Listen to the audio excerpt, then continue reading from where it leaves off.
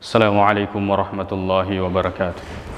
إن الحمد لله نحمده ونستعينه ونستغفره ونعوذ بالله من شرور أنفسنا وسيئات أعمالنا.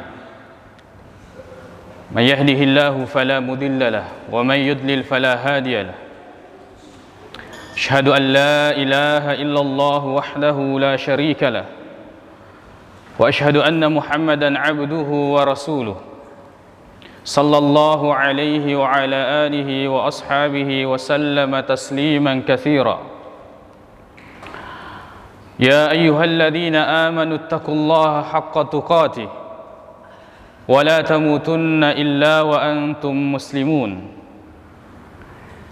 يا أيها الناس اتقوا ربكم الذي خلقكم من نفس واحدة وخلق منها زوجها وبث منهما رجالا كثيرا ونساء واتقوا الله الذي تساءلون به والأرحام إن الله كان عليكم رقيبا. يا أيها الذين آمنوا اتقوا الله وقولوا قولا سديدا يصلح لكم أعمالكم ويغفر لكم ذنوبكم ومن يطع الله ورسوله فقد فاز فوزا عظيما. أما بعد فإن أصدق الحديث كتاب الله تعالى وخير الهدي هدي محمد صلى الله عليه وسلم وشر الأمور محدثاتها فإن كل محدثة بدعة وكل بدعة ضلالة. أما بعد. Kaum muslimin jamaah Jumat yang semoga dirahmati oleh Allah Subhanahu wa taala. Hadis riwayat Bukhari dan Muslim dari Aisyah radhiyallahu anha. Oleh ribenena Nabi Muhammad sallallahu alaihi wasallam makada kana Rasulullah sallallahu alaihi wasallam yasumu hatta naqul la yuftir. Bahwa Nabi sallallahu alaihi wasallam berpuasa sampai kita mengatakan bahwa Nabi sallallahu alaihi wasallam tidak berbuka. Wa yuftir hatta naqul annahu la yasum. Dan di lain waktu Nabi sallallahu alaihi wasallam kami perhatikan berbuka, artinya tidak berpuasa, sampai kita mengatakan bahwa Nabi sallallahu alaihi wasallam tidak lagi berpuasa. Wa ma raaitu, kata Aisyah radhiyallahu anha, dan saya tidak pernah melihat Nabi sallallahu alaihi wasallam istakmala siyama syahrin qat, tidak pernah menyempurnakan puasa sempurna 30 hari atau 1 bulan penuh, illa Ramadan, kecuali puasa pada bulan Ramadan. Wa ma ra'aituhu, dan saya tidak pernah melihat Nabi sallallahu alaihi wasallam aktsara minhu siyaman, yang lebih banyak melaksanakan puasa daripada fi Sya'ban, di bulan Sya'ban. Dan kita telah masuk di bulan Sya'ban. Artinya apabila ngesem meneki bawang, kita kemudian akan memasuki bulan Ramadan. Bulan Sya'ban aga abicarangenna agamata yang berkaitan dengan bulan Sya'ban.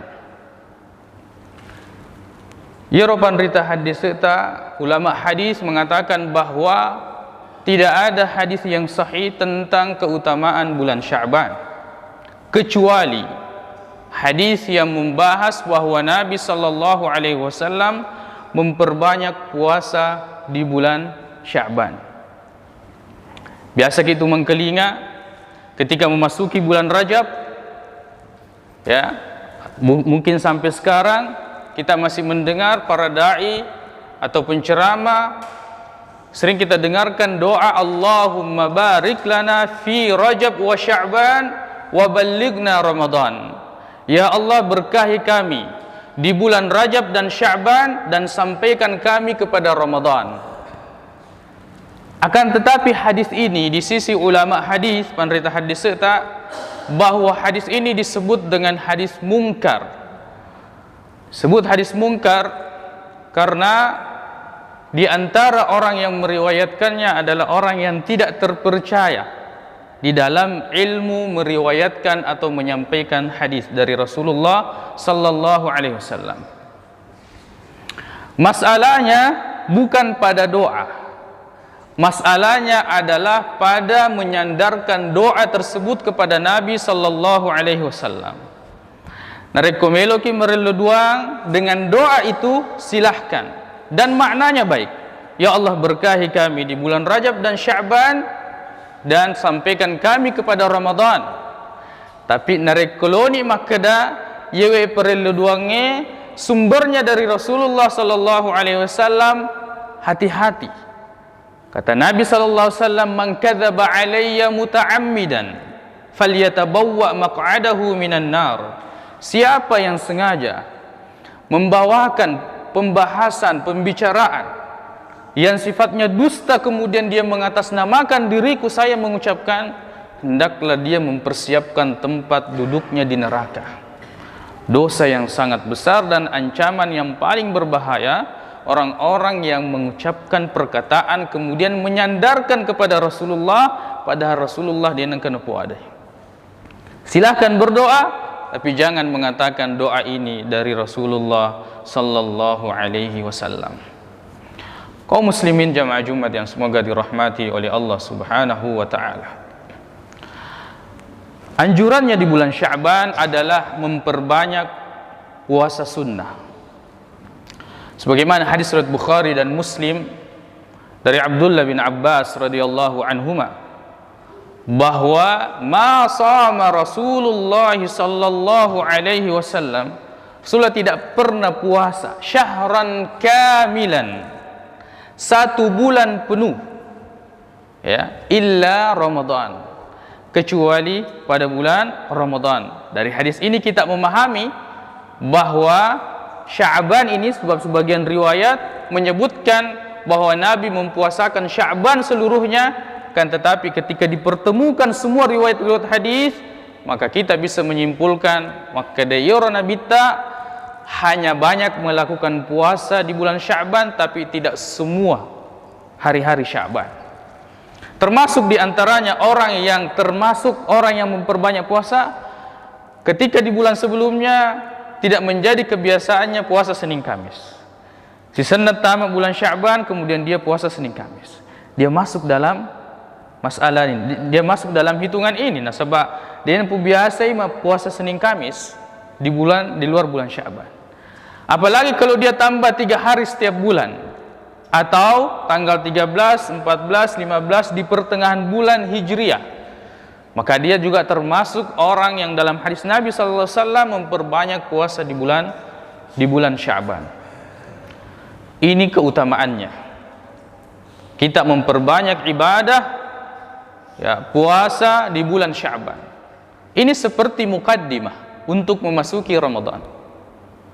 Ini seperti latihan untuk memasuki ibadah yang terbaik, yang paling baik, yaitu bulan Ramadan, di mana kita membiasakan diri untuk melaksanakan satu kewajiban, yaitu puasa di bulan Ramadan. Makanya Al-Hafiz Ibnu Hajar rahimahullahu mengatakan bahwa siyamu Sya'ban, berpuasa di bulan Sya'ban itu afdal min siyami ashhuril hurum, lebih baik daripada berpuasa di bulan-bulan haram. Sedangkan ini sangat dianjurkan melakukan ibadah di bulan-bulan haram, seperti Muharram, ya, Dzulqa'dah, Dzulhijjah, ya, kemudian Rajab. 4 bulan ini, Ashhurul Hurum, ini dianjurkan untuk melakukan ibadah, termasuk diantaranya puasa. Tapi puasa di bulan Sya'ban mengalahkan, ya, keutamaan berpuasa di bulan Sya'ban mengalahkan puasa di bulan-bulan tersebut. Kenapa? Beliau mengatakan karena puasa sunnah itu dilihat dari kedekatannya dengan Ramadan. Semakin dekat dengan Ramadan, baik sebelumnya atau setelahnya, itu semakin baik dan utama pahalanya. Wa takunu manzilatuhu, ya.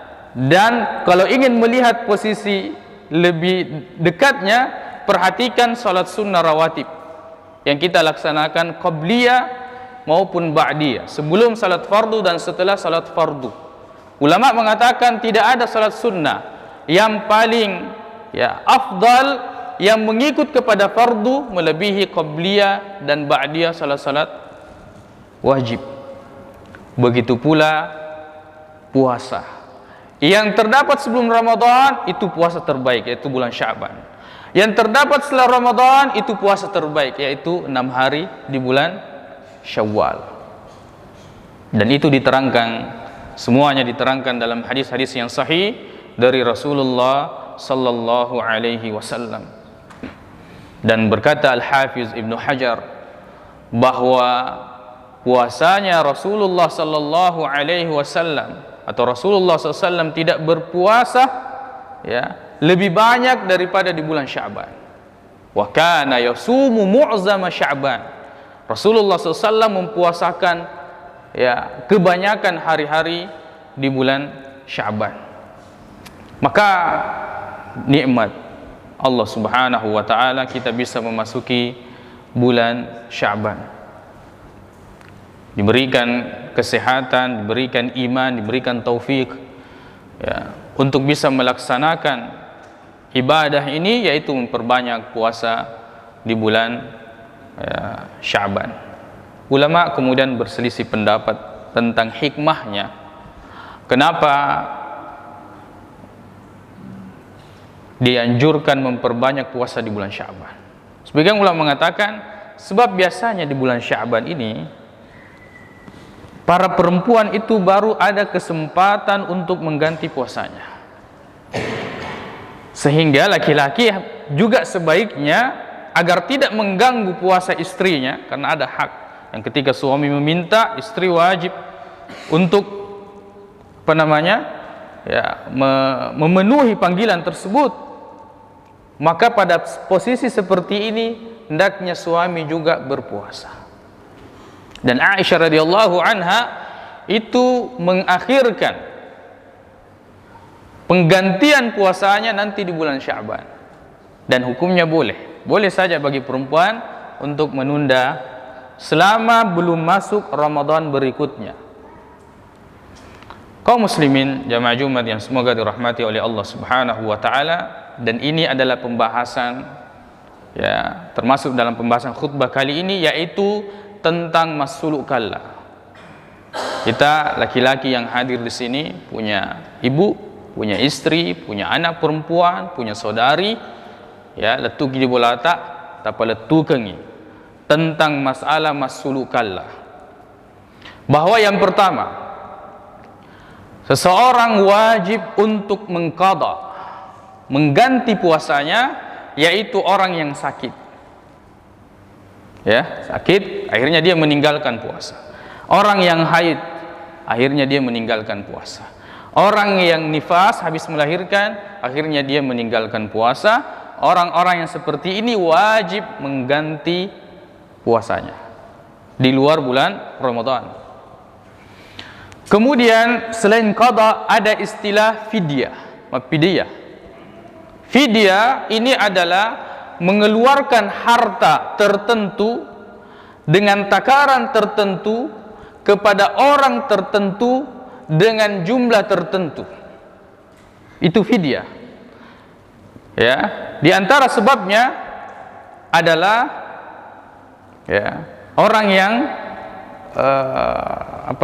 sakit, memiliki penyakit kronis, tidak diharapkan lagi kesembuhannya. Misalnya dokter mengatakan ini sudah susah sembuh ini, kecuali mukjizat atau pertolongan dari Allah Subhanahu wa taala. Pokoknya hitung-hitungannya dari sisi medis ini susah untuk sembuh. Kemudian yang kedua, orang tua yang sudah tua renta. Dua ini disepakati boleh untuk membayar fidyah atau wajib membayar fidyah. Jadi yang wajib mengganti puasanya orang yang sakit, haid, nifas. Yang wajib membayar fidyah orang tua renta, kemudian yang kedua adalah yang memiliki penyakit kronis, ya. Yang menjadi perselisihan ulama adalah perempuan yang hamil dan perempuan yang menyusui. Perempuan yang hamil dan perempuan yang menyusui. Pendapat yang paling benar dalam masalah ini bahwa yang wajib bagi mereka hanyalah membayar fidyah. Tidak wajib mengganti puasanya. Ini pendapat yang paling benar dalam masalah ini. Nekia Pattarona, ya, pendapat mazhab al-Imam Asy-Syafi'i itu, ya, dua, dia membayar dua. Yang pertama wajib dia mengganti, yang kedua wajib juga dia bayar fidyah. Termasuk di dalamnya yang ketiga, ya, perhatikan baik-baik, selain daripada yang hamil menyusui adalah orang yang menunda membayar hutang puasanya, kemudian datang Ramadan berikutnya dia pun selesai. Ini juga masuk dalam pembahasan, apakah dia hanya mengganti dengan puasa ataukah dia puasa plus bayar fidyah juga. Ya, pendapat yang paling benar dalam masalah ini, dia hanya membayar fidyah, ya, dia hanya membayar puasanya, tidak membayar fidyah. Setelah itu memperbanyak istighfar karena dia telah menunda sampai datang kewajiban berikutnya, itu puasa bulan Ramadan. Ya. Bagaimana cara mengqadha puasa? Mengqadha puasa, mengganti puasa, seseorang berniat di malam hari, tidak boleh berniat di siang hari, walaupun dia belum pernah makan. Kada upat terubani puasa ini sebagai puasa ganti, tidak boleh. Puasa wajib itu harus berniat di malam hari. Kemudian yang kedua, mengganti sesuai dengan hari yang kita tinggalkan di bulan Ramadan. Ya, kemudian tidak wajib berturut-turut. Kemudian diganti di luar bulan Ramadan. Ini cara mengganti puasa. Adapun cara membayar fidyah, yang pertama kita hitung berapa hari puasa yang kita tinggalkan. Kemudian yang kedua, yang kita keluarkan itu adalah berupa makanan, baik tersaji siap langsung diandre ataukah mentah. Dan ukurannya adalah sekali makan, ya, orang, dan peruntukannya cuma dua. Kalau bukan fakir, miskin. Kalau bukan fakir, miskin. Kalau ada pondok yang berbayar, itu tidak masuk. Aja nanti kena meripek langsung bawa ke sana. Tidak. Perhatikan, apakah memang di situ orang fakir dan orang miskin. Orang fakir kalau misengi mandriasoe belum tentu bajah. Orang miskin, ya, makan setiap bulan ada, tapi digagan oleh taruh. Ya, lancar, ada gajinya, bergaji, pegawai mungkin, tapi habis untuk dimakan, tidak ada yang tersisa, itu miskin. Bisa masuk dalam, ya, untuk diserahkan kepadanya fidyah. Ya, kemudian tidak boleh membayar wajah memen nih. Maka dia matu dewa puas wajah memen nih, tidak boleh. Harus selesai Ramadan atau selesai puasa hari itu baru dia bayar. Makanya cara pembayarannya setiap hari kasih makan satu orang, atau tunggu selesai 1 bulan baru sekalian kasih makan 30 orang. Boleh satu orang selama 30 kali. Boleh satu orang selama 30 kali, atau satu kali sebanyak 30 orang. Itu cara membayar fidyah. Ini penting untuk diketahui, ya, fikhi tentang mafsulu kallah. Aqulu qawli hadza wa astaghfirullah li wa lakum.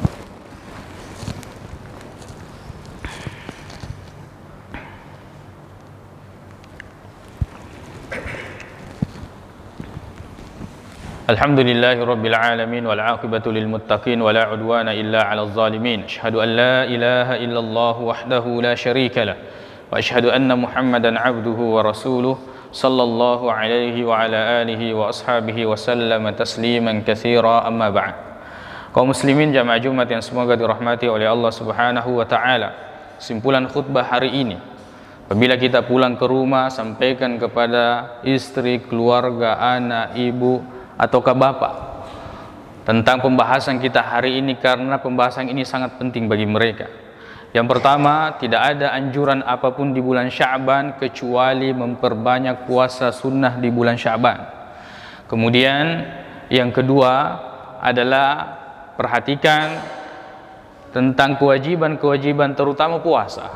Sebab ini adalah kesempatan terakhir, ya, bulan terakhir sebelum masuk bulan Ramadan. Sampaikan kepada mereka kenapa mereka meninggalkan puasanya. Apakah karena dia sakit, haid, nifas, atau karena hamil menyusui, atau kemudian puasanya itu sudah melewati Ramadan atau 2 Ramadan.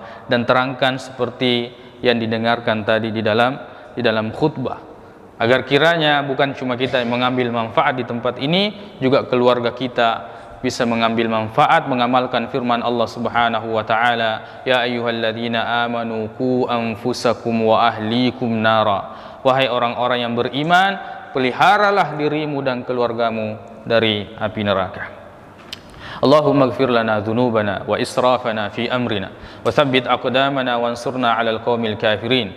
Allahumma ighfir lil muslimina wal muslimat wal mu'minina wal mu'minat al ahya'i minhum wal amwat innaka sami'un qaribun mujibud da'wat. Allahumma inna nas'aluka al huda wat tuqa wal afafa wal ghina. Allahumma arinal haqqa haqqan warzuqna ittiba'ah wa arinal batila batilan warzuqna ijtinabah. Rabbana atina fid dunya hasanah wa fil akhirati hasanatan wa qina adzaban nar. Aqulu qawli hadza wa astaghfirullah li wa lakum wa akhiru da'wana anil hamdulillahi rabbil alamin wa aqimus salah.